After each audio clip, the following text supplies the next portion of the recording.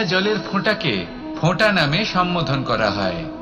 অনেক ফোঁটা একত্রিত হলে সাগরের রূপ ধারণ করে।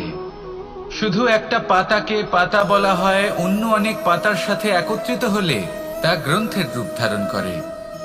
একটা মাত্র সুতো অন্য সুতোর সাথে মিলিত হলে বস্ত্রের রূপ ধারণ করে। অনেক সংখ্যক ইট একত্রিত হলে মহলের রূপ ধারণ করে। সৈন্যরা একত্রিত হলে সৈন্যদল তৈরি হতে পারে। এটা হলো শক্তি সংগঠনের, এটাই হলো শক্তি একতার। তা সে বনস্পতি হোক বা কোনো ব্যক্তিই হোক, কোনো মনোভাবই হোক, যদি একা থাকে তাহলে দুর্বল হয়ে পড়বে। যদি সংগঠিত থাকে তাহলে শক্তিও বাড়বে আর আপনাকে সামনে এগিয়েও নিয়ে যাবে। তাই এই একতায় বিশ্বাস রাখুন আর আমার সাথে ভালোবেসে বলুন, রাধা রাধা। জীবন কিসের উপর নির্ভরশীল? ধনের ওপর, বৈভবের ওপর, নিঃশ্বাসের ওপর? না, এই জীবন নির্ভরশীল বিশ্বাসের ওপর।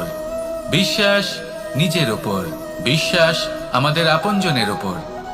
কিন্তু যখন এই বিশ্বাস ভেঙে যায় তখন মানুষের মনও ভেঙে যায়, আর তারপর সে অন্য কিছু করতেই পারে না। তখন কি করা যেতে পারে? 3টে কাজ আছে যা আপনি করতে পারেন। প্রথম, ভালোবাসা। যাকে আপনি ভালোবাসেন, যারা আপনাকে ভালোবাসে, ভুল যারই হোক না কেন, তার কাছে ক্ষমা চাইতে কখনোই সংকোচ বোধ করবেন না। দ্বিতীয় হলো বিশ্বাস। যারা আপনাকে ভালোবাসেন, আপনাকে বিশ্বাস করেন, তাদের বিশ্বাস কখনো ভাঙবেন না। তৃতীয় হলো আশা। যারা আপনাকে ভালোবাসেন, আপনাকে বিশ্বাস করেন, তাদের আশা আপনার সাথে জড়িত। তাদের থেকে কখনো কিচ্ছু লুকোবেন না। এই 3টে কাজ করুন আর এই জীবন সুপ্রসন্ন হয়ে বলবে, রাধা রাধা। জীবনে সাফল্য এবং অসফলতা আপনার বল, আপনার শক্তির উপরে নির্ভরশীল নয়, আপনার মানসিকতার উপর নির্ভরশীল।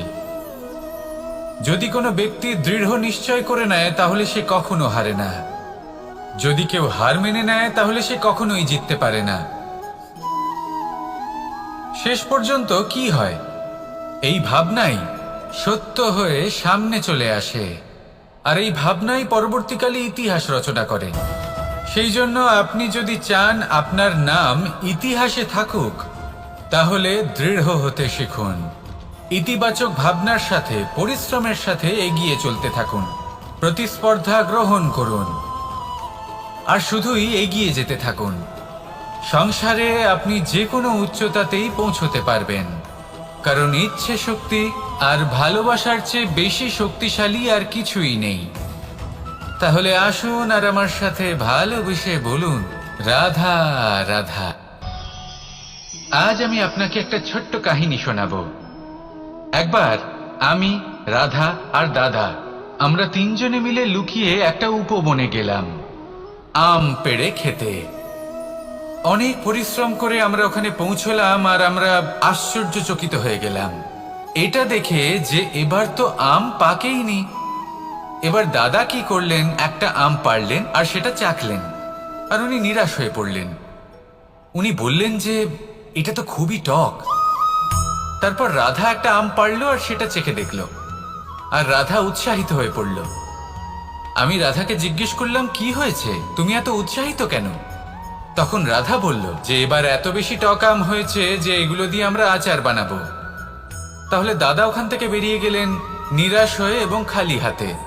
রাধাও ওখান থেকে বেরিয়ে গেল কিন্তু উৎসাহিত হয়ে, আর অনেকগুলো কাঁচা আম সাথে নিয়ে। এর থেকে আমরা কি শিক্ষা পেতে পারি?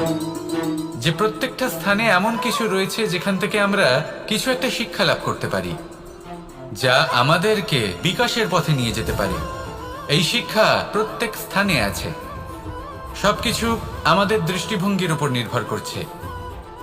যখনই আমাদের জীবনে, আমাদের সম্পর্কে কোনো সমস্যা, কোনো বিপদ আসে, তখন বেশিরভাগ মানুষ সেই বিষয় নিয়ে দুঃখী হয়ে পড়েন।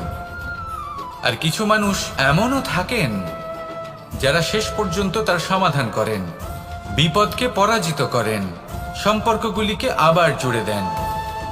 যদি আপনি সুখের খোঁজ করেন তাহলে আপনি সুখ অবশ্যই পাবেন, প্রসন্নতা অবশ্যই পাবেন। যদি আপনি দুঃখ খোঁজেন তাহলে দুঃখ অবশ্যই পাবেন। এবার আপনি কি খুঁজতে চান সেই চয়ন আপনারই।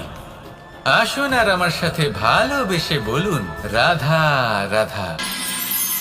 যখন সূর্যের অত্যাধিক তাপের কারণে এই ধরিত্রী শুষ্ক হয়ে যায়, তখন প্রতিবিম্ব আমরা এইভাবে দেখতে পাই। আমরা কোথাও দূরে তাকালে আমাদের মনে হয় সেখানে জল রয়েছে। আমরা যখনই কাছে গিয়ে দেখি তখন দেখি যে সেখানে জলই নেই। তারপর যেই আমরা পেছনে ফিরে তাকাই আমরা দেখি যেখান থেকে আমরা এসেছি সেখানে জল পড়ে রয়েছে। এবার এই যে মরুতৃষ্ণা, তা কিন্তু শুধুই ভূমিতে নয়, আমাদের ভাবনা চিন্তার সাথেও এটাই হয়ে থাকে, অনেক সময় হয়ে থাকে। যে ব্যক্তি জল লাভ করার আশায় বসে থাকে সে কখনোই জল লাভ করতে পারে না। কিন্তু যে ব্যক্তি জল লাভ করার আশায় নিরন্তর পরিশ্রম করতে থাকে, ঘাম ঝরায়, সেই ব্যক্তি কোনো মরুভূমিতেও জল লাভ অবশ্যই করে। জীবনে যদি আমরা বড় কিছু লাভ করতে চাই তাহলে নিরন্তর পরিশ্রম করতেই হবে। পরিশ্রমের এই মনোভাব অত্যন্ত গুরুত্বপূর্ণ। এই মনোভাব আর দৃষ্টিভঙ্গি এ হলো অন্তরের গুণ। রূপ এবং প্রসাধন এগুলি হলো বাহ্যিক আবরণ। যে ব্যক্তি রূপের কারণে আপনাকে ভালোবাসে তা প্রকৃত ভালোবাসা নয়, কিন্তু যে ব্যক্তি আপনার আবেগ এবং মানসিকতার জন্য আপনাকে ভালোবাসে তাই হলো প্রকৃত ভালোবাসা। তাহলে এই কথাটা মনে রাখুন আর আমার সাথে ভালোবেসে বলুন রাধা রাধা। সিংহকে বনের রাজা বলা হয়। অত্যন্ত শক্তিশালী হয় সে, তার পরিবারও খুব বড় হয়। কিন্তু যদি এমন হয় যে সিংহের পরিবারে নিজেদের মধ্যেই কলহ সৃষ্টি হয়, যদি তারা নিজেরাই লড়তে থাকে তাহলে কি হবে? সিংহকে মেরে তার পরিবারকে মেরে ফেলে শেয়াল বনের রাজা হয়ে উঠবে। এবার এই কথা শুধুই সিংহের উপর প্রযোজ্য নয়, বরং প্রত্যেকটি ব্যক্তি, প্রত্যেক পরিবার, প্রত্যেক সম্প্রদায়, প্রত্যেক রাজ্যের উপর প্রযোজ্য হতে পারে। পরিবারে যদি মতভেদ বেড়ে যায় তাহলে সেই পরিবার ভেঙে যেতে পারে। ইতিহাস এই বিষয়ের সাক্ষী। যদি সমাজের মানুষ নিজেদের মধ্যেই লড়তে থাকেন তাহলে কেউ রাজা হতে পারেন না, বরং অন্য কেউ সেই কলহের সুযোগ নিয়ে নিজে রাজা হয়ে বসেন। একতার গুরুত্ব বুঝতে শিখুন। ঘুরে ফিরে বিষয়টা এসে দাঁড়াচ্ছে সেই ভালোবাসায়, কারণ ভালোবাসাই হলো সেই যা সকলকে একসাথে বেঁধে তাদের আনন্দে রাখতে পারে। প্রেমের থেকে বেশি শক্তিশালী আর কিছুই নেই। তাই এই প্রেমকে নিজের মনে জাগ্রত করুন, নিজের পরিবারে বর্ষণ করুন, সমাজে বর্ষণ করুন, রাজ্যে বর্ষণ করুন, আর এই ভালোবাসার সাথেই বলুন রাধা রাধা। বর্ষার ঋতু যখনই আসে আনন্দ এবং উচ্ছ্বাসে মন ভরিয়ে তোলে। কখনো আপনি এটা ভেবে দেখেছেন যে এই বর্ষা যা আমাদের মনকে উচ্ছ্বাসে ভরিয়ে তোলে সে নিজে কতটা পরিশ্রম করার পরে আমাদের কাছে আসে? নদী হোক, সরোবর হোক, সমুদ্র হোক, তাকে সূর্যের তাপ সহ্য করতেই হয়। বাষ্প হয়ে আকাশে উড়ে যেতেই হয়। আকাশে গিয়ে কঠোর শীতলতার সম্মুখীন হতেই হয়। সেই ঠান্ডা সহ্য করতেই হয়। আর তারপর এই বর্ষা আমাদের গায়ে ঝরে পড়ে, কারোর তৃষ্ণা নিবারণ করে, আবার কাউকে আশ্বাস দিয়ে যায়।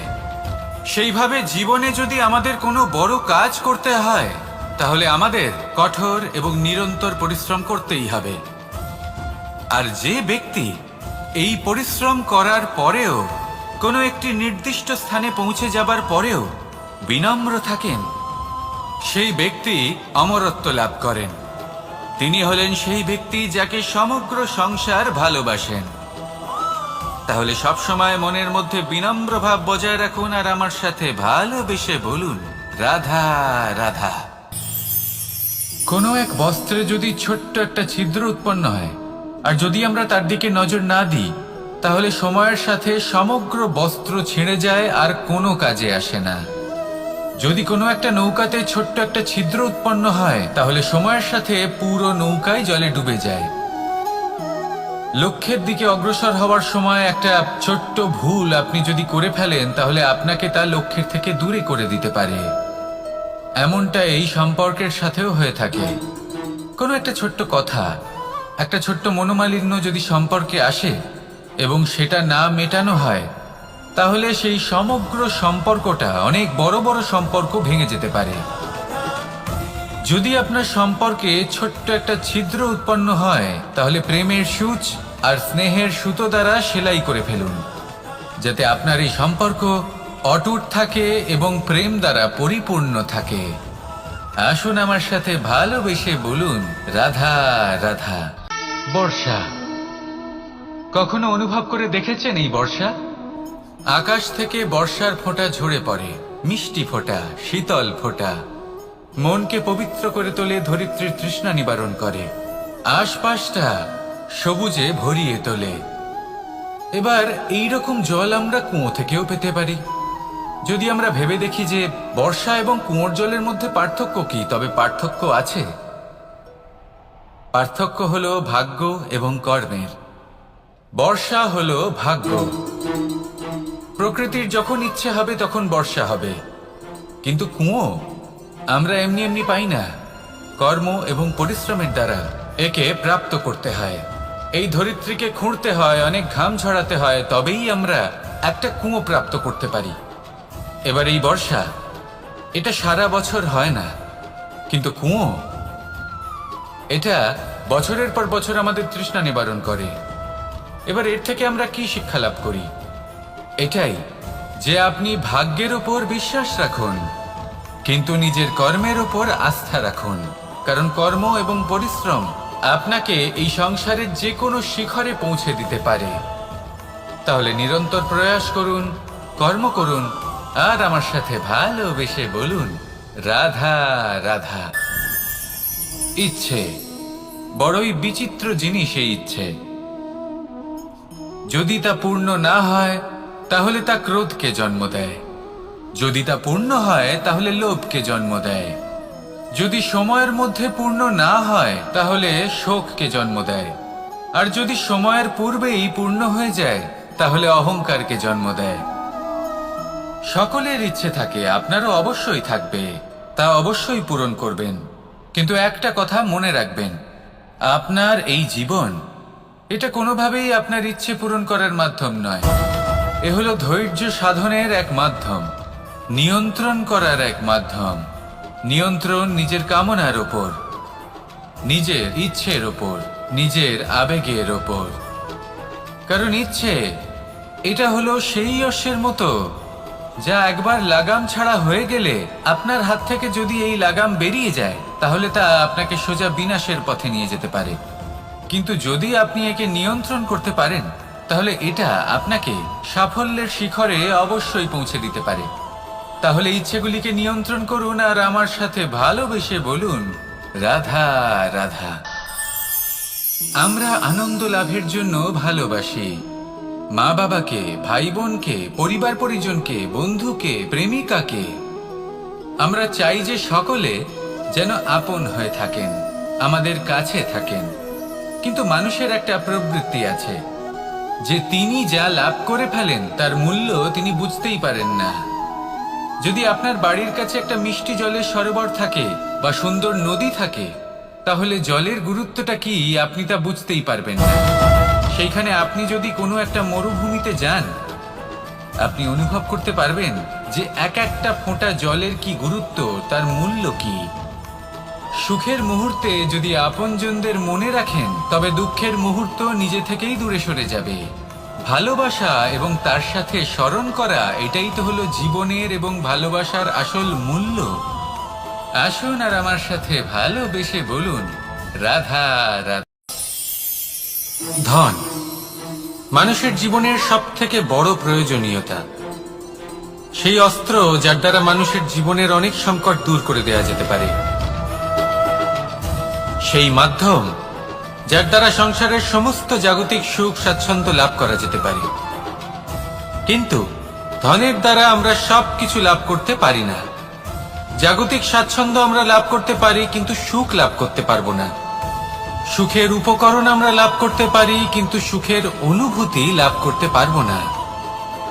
আনন্দ, সন্তোষ, প্রসন্নতা এগুলো ধন দ্বারা লাভ করা যায় না। কিন্তু হ্যাঁ, আনন্দ, সন্তোষ আর প্রসন্নতার সাথে যদি কোনো কাজ করেন তাহলে অবশ্যই ধন লাভ করবেন। তাহলে আসুন আর এই প্রসন্নতার সাথে বলুন, রাধা রাধা। মানুষ শুধুমাত্র দুই ধরনের ব্যক্তির সামনেই নত হন। একজন হলেন তিনি যাকে তিনি সম্মান করেন, আর আরেকজন যাকে তিনি ভয় পান।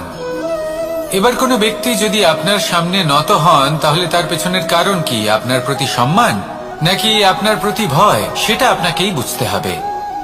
যদি আপনি এমন মনে করেন যে তাতে কি যায় আসে, ভয় হোক বা সম্মান, কেউ আমার সামনে নত তো হচ্ছেন, যদি এটা আপনার চিন্তা ভাবনা হয় তাহলে আপনাকে মনে করিয়ে দিই, এই সময় বদলাতে বেশি সময় লাগে না। আজ যে ব্যক্তি আপনাকে দেখে ভয় পাচ্ছে, কাল এই ভয়ের সমাপ্তিও ঘটতে পারে। আবার এমনও হতে পারে যে তার কাছে অত্যধিক শক্তি চলে এলো। অনেক কিছুই হতে পারে।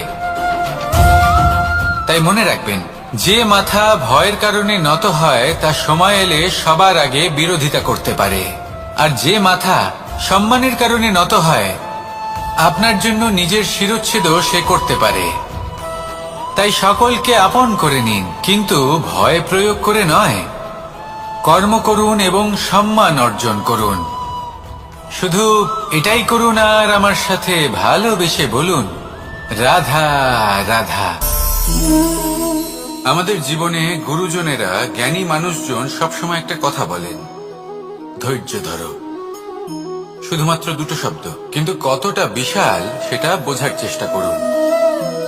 ছোট একটা অস্ত্র হাতে নিন এবং একটা বিশাল পর্বতে নিরন্তর প্রহার করতে থাকুন। ধৈর্য ধরে সেই কাজ করতে থাকুন। এমন একদিন আসবে এই বিশাল পর্বতে আপনি একটা পথ তৈরি করবেন। কোনো ধনুর্ধর যখন নিজের বিদ্যা অর্জন করেন তখন তাকেও ধৈর্য ধরতে হয়, তার নিজেকে সময় দিতে হয়, তবেই সে ধনুর্বিদ্যা শিখতে পারে। সেইভাবে আমাদের জীবনেও ধৈর্য ধরার খুব প্রয়োজন। পরিবারে ধৈর্য রাখতে পারলে তাহলে আস্তে আস্তে দেখবেন প্রেম বৃদ্ধি পাচ্ছে। সমাজে যদি ধৈর্য রাখতে পারেন তাহলে আস্তে আস্তে এই সমাজ আপনাকে সম্মান করবে। যদি নিজের জীবনে ধৈর্য রাখতে পারেন তাহলে নিজে থেকেই আত্মবিশ্বাস বাড়বে, নিজের বিকাশ হবে। জীবনে সবই সম্ভব যদি ধৈর্য রাখতে পারেন। হয়তো আস্তে আস্তে হবে, কিন্তু হবে অবশ্যই। শুধু ধৈর্য রাখুন, কারণ ধৈর্যই সব থেকে বড় পুঁজি। আসুন আর আমার সাথে ভালোবেসে বলুন, রাধা রাধা। কোনো এক সময়ের ঘটনা এটা। মা এবং বাবা হাটে গিয়েছিলেন। তখন আমি আর দাদা গিয়েছিলাম গরু চড়াতে। আমরা বাড়ি ফিরে এলাম, আর মা সেই সময় একটা কাজ করতেন। যখনই হাটে যেতেন দরজা তালা বন্ধ করে যেতেন। উনি খুব ভালো করে জানতেন যে যদি ওনার এই মাখন চোর সঠিক সময় পৌঁছে যায় তাহলে এক ফোঁটাও মাখন আর অবশিষ্ট থাকবে না।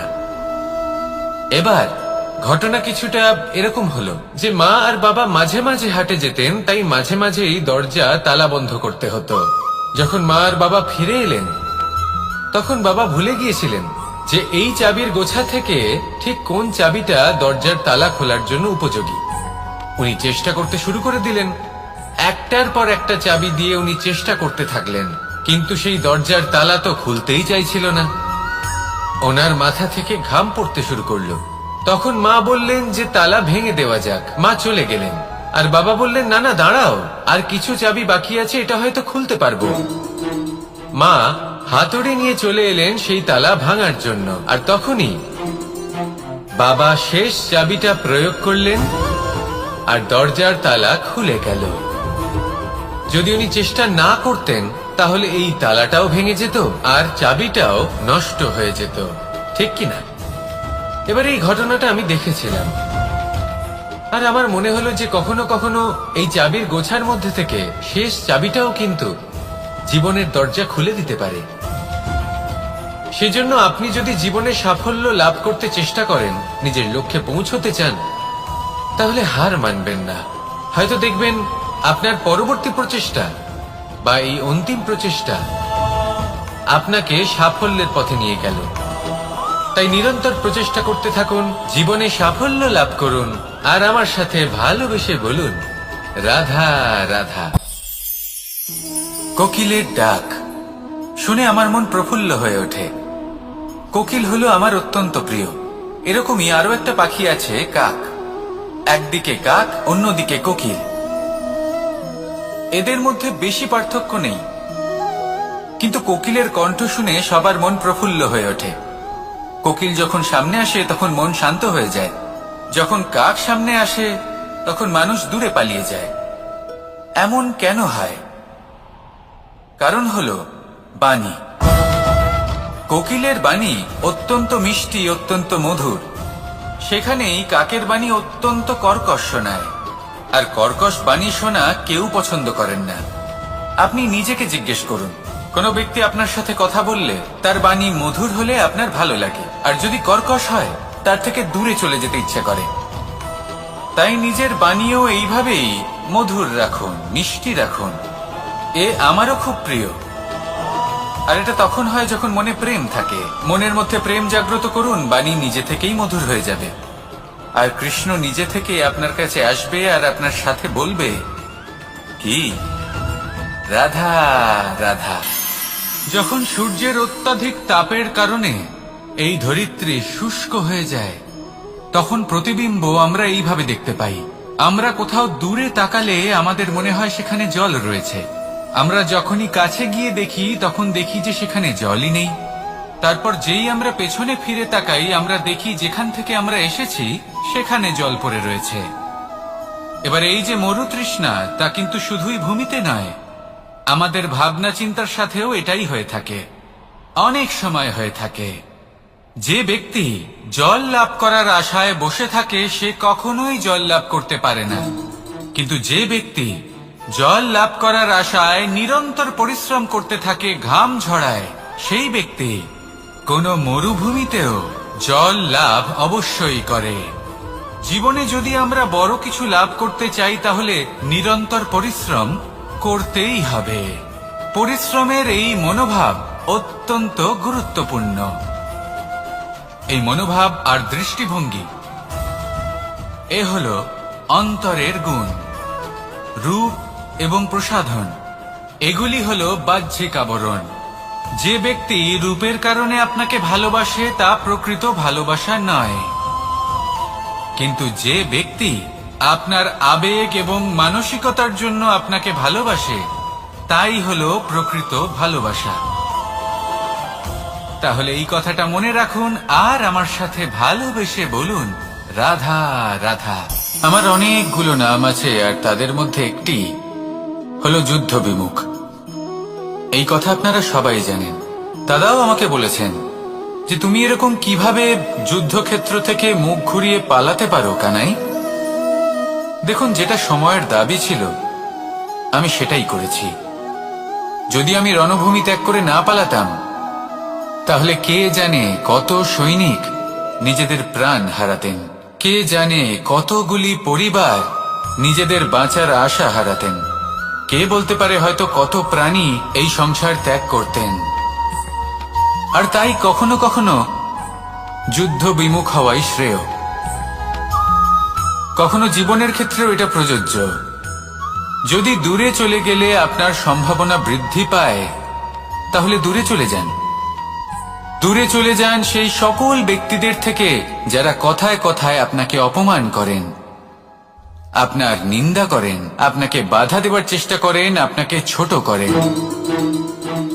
কারণ তাদের সাথে থেকে, সেই সকল ব্যক্তিদের সাথে থাকলে যারা আপনার মূল্য বোঝেন না, আপনি নিজের আত্মসম্মান, নিজের আত্মবিশ্বাস, নিজের ব্যক্তিত্বকে নত করে ফেলবেন। দূরে চলে যান সেই সকল সংঘর্ষ থেকে, সেই সকল পরিস্থিতি থেকে যাদের সম্মুখীন হয়ে আপনি কোনো পরিণামেই পৌঁছতে পারবেন না। যদি আপনি এইভাবে যুদ্ধ বিমুখ হয়ে উঠতে পারেন, যদি এই প্রবৃত্তি আপনি নিজের মধ্যে জাগ্রত করতে পারেন, তাহলে আপনার সামনে সেই যুদ্ধ চলে আসবে যাতে বিজয় লাভ করে আপনি নিজের অস্তিত্ব খুঁজে পাবেন। আর সেটাই হলো সবথেকে বড় জয়লাভ। আসুন আমার সাথে ভালোবেসে বলুন, রাধা রাধা। মানুষ নিজের জীবনে সেই সবকিছু লাভ করতে পারে যা সে কামনা করে। শুধু প্রয়োজন হলো ইচ্ছে এবং সিদ্ধান্তের। এবারে ইচ্ছে আসলে কি? সেটা হলো এই মনে প্রকট হওয়া একটি ভাবনা, একটি আবেগ। শুধু তা দিয়ে কিছুই হয় না। যখন সেই ইচ্ছের সাথে দৃঢ় প্রতিজ্ঞা জুড়ে যায়, তখন বিষয়টা এগোতে থাকে। একটা উদাহরণ দিই, ধরুন আপনি মরুভূমিতে আছেন এবং আপনি মধুর জল পান করতে চান।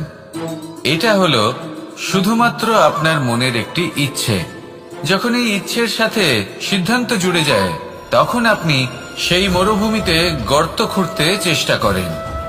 আর যখন এই সিদ্ধান্তের সাথে নিষ্ঠা জড়িত হয়, তখন আপনাকে সেই জল লাভ করার থেকে কেউ বাধা দিতে পারে না। ইতিহাস এটার সাক্ষী, যিনি নিশ্চিত করেছেন তিনি সেই সবকিছু লাভ করেছেন যা তিনি লাভ করতে চেয়েছেন। সেই জন্য ইচ্ছে থাকা খুব দরকার, কিন্তু তাকে সিদ্ধান্তের সাথে জুড়ে নিন, সিদ্ধান্তকে নিশ্চিত করে ফেলুন, সবকিছু লাভ করবেন। আর তখন এই মন প্রসন্ন হয়ে বলবে, রাধা রাধা। বনের মধ্যে যদি আপনি কোনো বিষাক্ত সাপ দেখেন, তাহলে কি করবেন? আপনি তখনই তার থেকে দূরে পালাতে চেষ্টা করবেন।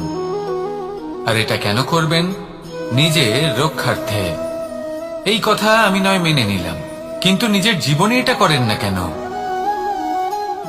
আপনি যেখানেই যান, যে স্থানেই যান না কেন, প্রত্যেক সময় প্রত্যেক মুহূর্তে এমন বিষাক্ত সাপ আপনি অবশ্যই খুঁজে পাবেন। আর সেই সাপ নয় যাদের আপনি বনে খুঁজে পাবেন, এরা হলো সেই সাপ যা আপনাকে পাপ করতে বাধ্য করবে। আপনার অন্তরের বাসনা, ক্রোধ, অহংকার, লোভ, ঈর্ষা এদের বৃদ্ধি ঘটাবে। দেখুন, বনের এই সাপ আপনাকে একবার ছেড়ে দিতেও পারে, ছোবল নাও মারতে পারে, কিন্তু এই যে পাপরূপী সাপ আছে তা অবশ্যই ছোবল মারবে।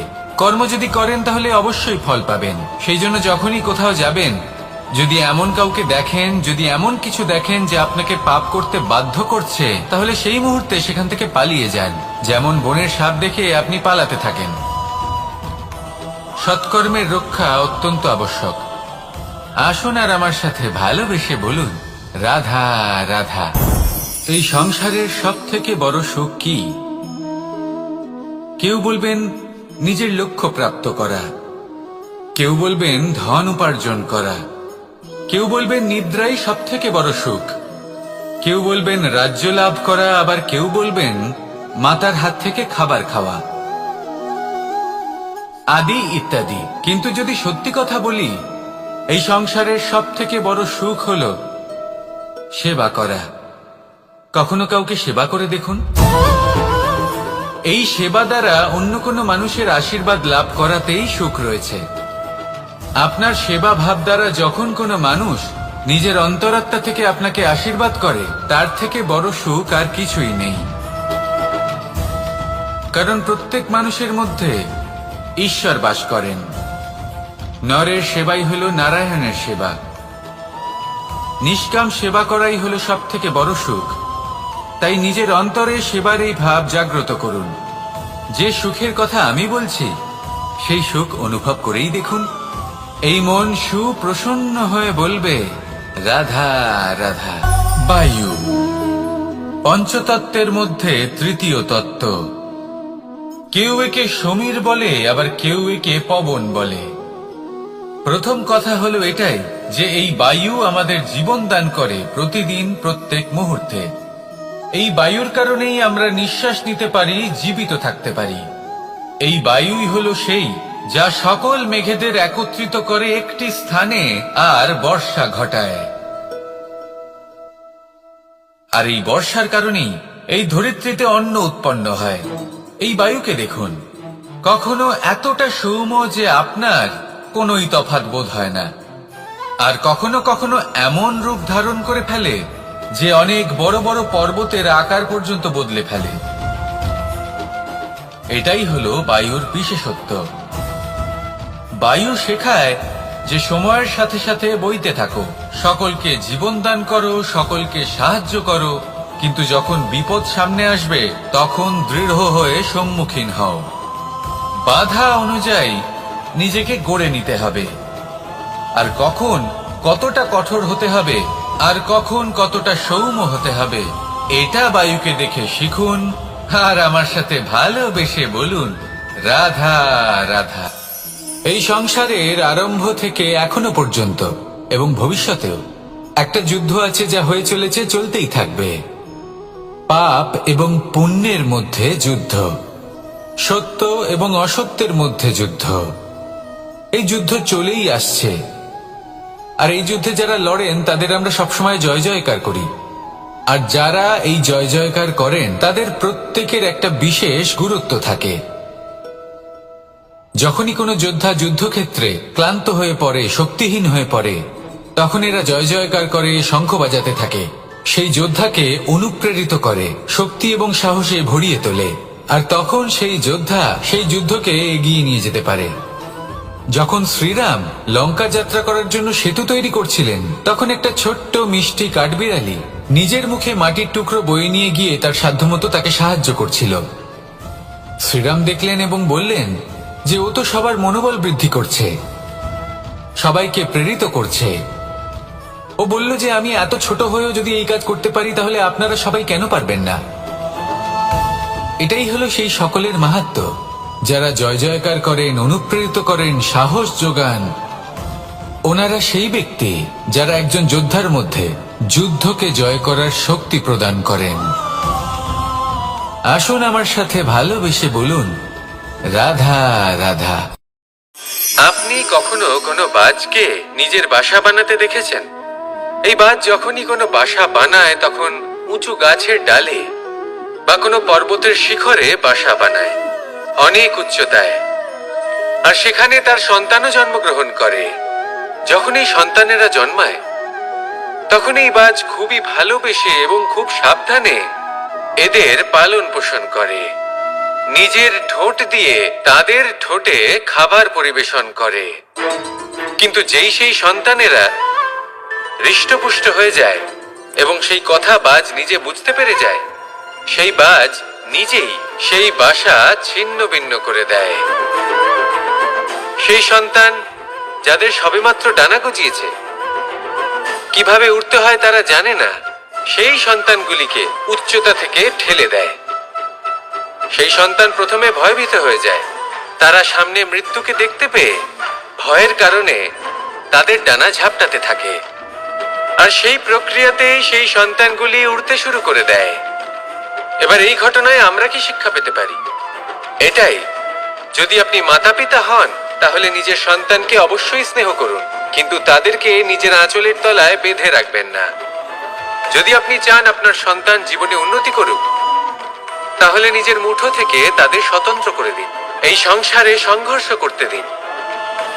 সেই সন্তান নিজেই বুঝতে পারবে যে জন্মের সময় পাওয়া ডানা কি করে ব্যবহার করতে হয়, আর আপনার চোখের সামনে আপনার সন্তান এই আকাশে উড়তে থাকবে। তাহলে আসুন আমার সাথে ভালোবেসে বলুন রাধা রাধা। আমার জীবনে পরিচয় হয়েছে অনেক ব্যক্তির সাথে, ভিন্ন ভিন্ন ধরনের মানুষ। এনাদের সাথে আলাপ হয়ে খুব ভালো লেগেছে, অনেক শিক্ষাও লাভ করেছি।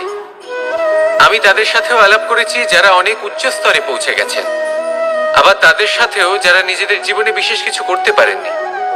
তাদের সাথেও পরিচয় হয়েছে যারা সফল, আবার তাদের সাথেও যারা অসফল। এবার এই সবই একই রকম মনে হয়, এদের মধ্যে পার্থক্য শুধুই মানসিকতার। যখনই কোনো অসফল ব্যক্তির সাথে পরিচয় হয়েছে, তখনই দেখেছি তাদের কাছে সবসময় একটা অজুহাত রয়েছে যে কেন তারা সফল হতে পারেননি। কখনো তারা দোষ দিয়ে থাকেন তাদের ভাগ্যকে, তাদের পরিস্থিতিকে, দোষারোপ করতে থাকেন তাদের মাতা পিতাকে, আত্মীয়দের, বন্ধু বান্ধবদের। কোনো না কোনো অজুহাত সবসময় এদের কাছে থাকে যে কেন তারা সফল হতে পারেননি। সেখানেই যখন সফল ব্যক্তির সাথে পরিচয় হয়, তাদের কাছে সবসময় একটা কারণ থাকে যে কিভাবে এই সমস্যাগুলির ঊর্ধ্বে উঠে সাফল্য লাভ করা যায়। আর সেই কারণ হলো যে যাই হয়ে যাক না কেন, সাফল্য লাভ করতেই হবে। যতই সংঘর্ষ করতে হোক না কেন, যতই সমস্যা আসুক না কেন, সফল আমাদের হতেই হবে। এটাই পার্থক্য মানসিকতার। সত্যি কথা বলতে আপনার আজকের এই মানসিকতা হলো আপনার আগামী ভবিষ্যতের ইমারতের ভিত। এই মানসিকতা যতটা প্রবল হবে, যতটা শুভ হবে, আপনার ভবিষ্যৎ ততটাই বিশাল এবং সুন্দর হবে। তাহলে সমস্যার উপর নয়, সাফল্যের উপর মনোযোগ কেন্দ্রীভূত করুন, জীবনে এগোতে থাকুন, আর আমার সাথে ভালোবেসে বলুন, রাধা রাধা। মানুষের জীবনে দুই ধরনের আবেগ থাকে যা চিরকাল তার সাথে বসবাস করে। প্রথম, স্বপ্ন। দ্বিতীয়, অজুহাত। মানুষ হাজার হাজার স্বপ্ন দেখতে পারে। আমাকে এই কাজ করতে হবে, আমাকে ওখানে ঘুরতে যেতে হবে, আমায় জীবনে এই অসম্ভব কাজ বাস্তবায়িত করে দেখাতে হবে, আদি ইত্যাদি। এবার ঠিক যেমন স্বপ্ন দেখেন, সেইভাবে অজুহাতও খুঁজে নিয়ে আসেন। আমি এই স্বপ্ন পূরণ করতে পারলাম না, কারণ আমাকে কেউ সাহায্যই করলো না, কারণ আমি দুর্বল হয়ে পড়েছিলাম, কারণ আমার কাছে সময়ই ছিল না, আদি ইত্যাদি। এবার সাফল্য এবং অসফলতার মাঝখানে এই ধরনের সংঘর্ষ হতে থাকে। সাফল্য তখন লাভ করা সম্ভব যখন আপনার স্বপ্ন আপনার অজুহাতের থেকে অনেক বড় হয়, আর অসফলতা তখন পাবেন যখন আপনার অজুহাত আপনার স্বপ্নের থেকে অনেক বড় হয়। আপনি যদি সাফল্য লাভ করতে চান, তাহলে চেষ্টা করতে থাকুন, পরিশ্রম করুন। যদি অসফল হন, তাহলে ভয়ভীত হওয়ার কোনো প্রয়োজন নেই। নিজের ভুল বুঝুন, তাকে শুধরে নিন, আবার চেষ্টা করুন। কিন্তু যদি নিজের জীবনে অজুহাত নিয়ে আসেন, তখন স্বপ্ন কখনো পূরণ হবে না। আসুন আমার সাথে ভালোবেসে বলুন, রাধা রাধা। এই সংসারের সব থেকে কঠোর ধাতুর মধ্যে একটি হলো লোহা। লোহা দিয়ে আমরা অনেক অস্ত্র শস্ত্র লাভ করি, অনেক বস্তুও লাভ করি। এবার এই লোহাকে কাটার জন্য, একে কোনো আকার দেওয়ার জন্য কি প্রয়োগ করতে হয়? লোহা। এবার এই কথাটা আমরা সকলেই জানি যে লোহার দ্বারাই লোহাকে কাটতে হয়। এবার এই কথা আমি আপনাকে কেন বলছি? এরপরে খুব বড় একটা প্রশ্ন আসে, যা খুব বড় শিক্ষা দিয়ে যায়। এটা কেন হয় যে আমরা একটা লোহা দিয়ে একটা লোহাতে আঘাত করছি, কিন্তু যে লোহা দ্বারা আঘাত করছি তার আকার বদলাচ্ছে না, যার ওপর প্রহার করছি তার আকার বদলাচ্ছে? এতে পার্থক্যটা কোথায়? পার্থক্য হলো তাপমাত্রার। দেখুন, যে লোহাকে আমরা কাটতে চাই তার তাপমাত্রা বাড়াতে হয়, তাকে গরম করতে হয়। আর যে লোহা দ্বারা আমরা আঘাত করতে চলেছি, সেই লোহা আমাদের ঠান্ডা রাখতে হয়। অর্থাৎ ঠান্ডা লোহা গরম লোহাকে কেটে দেয়। এবার এই শিক্ষা কি আমাদের জীবনে যথেষ্ট নয়? আমাদের জীবনে অনেক সমস্যা আসতে পারে, কিন্তু আমাদের এই বিষয়ে বিশেষ খেয়াল রাখতে হবে যে আমাদের মনকে আমরা যেন ঠান্ডা রাখি, এই মস্তিষ্ককে শান্ত রাখতে হবে। যদি আমরা ক্রোধ বা ঈর্ষার আগুনে জ্বলতে থাকি, বিদ্বেষের আগুনে জ্বলতে থাকি, তাহলে আমরাও সেই লোহার মতোই হয়ে যাব, যার তাপমাত্রা অত্যন্ত বেশি। তখন যে কেউ এসে আমাদের বিচ্ছিন্ন করে চলে যাবে। মনে রাখবেন, যিনি যত বেশি স্থির বুদ্ধির অধিকারী, যিনি হলেন সব থেকে বেশি শান্ত, তিনি হলেন সব থেকে বেশি বলশালী। তাহলে শান্ত থাকুন আর আমার সাথে ভালোবেসে বলুন, রাধা রাধা। কনক, কি সুন্দর একটা শব্দ। এর অনেকগুলো রূপ রয়েছে, অনেকগুলো অর্থও রয়েছে। প্রথম অর্থ হলো স্বর্ণ, অর্থাৎ সম্পত্তি। দ্বিতীয় অর্থ ধুতুরা, অর্থাৎ গাছের ছোট একটা বীজ, যা কিনা অত্যন্ত শক্তিশালী হয়। যদি বেশি মাত্রায় এর প্রয়োগ করা হয়, তাহলে এটা বিষময় হয়ে উঠতে পারে। এই হলো সেই ধুতুরা যার প্রয়োগ মহাদেবের পুজোতে করা হয়। এবার প্রশ্ন হলো এটাই যে এই স্বর্ণ এবং এই ধুতুরার মধ্যে মিল কি রয়েছে? মিল হলো এটাই যে এই দুটোই মানুষকে মত্ত করে তোলে। ধুতুরা মানুষকে তখন মত্ত করে যখন তাকে সেবন করা হয়, কিন্তু স্বর্ণ, ধন, সম্পত্তি, মানুষ এটা যতটাই অর্জন করে নেয় সেটাই যথেষ্ট। এই স্বর্ণ মানুষের ভাবনা চিন্তা করার ক্ষমতাকে বশ করে ফেলে। মানুষ সম্পত্তির লোভে মত্ত হয়ে ওঠে, কারণ যে যত চমৎকারী, যতটা অমূল্য হয়, তাকে সামলানো কিন্তু ততটাই কঠিন, তাই না? তাই মনে রাখবেন, ধন, স্বর্ণ, সম্পত্তি এগুলো ধুতুরার থেকেও অনেক বেশি বিষাক্ত হতে পারে। তাই এর ওপর আত্মসংযমের একটা কবচ পরিয়ে রাখবেন এবং বিবেকের শক্তির সাথে এগুলো প্রয়োগ করুন, তবেই কল্যাণ হবে। আসুন আমার সাথে ভালোবেসে বলুন, রাধা রাধা।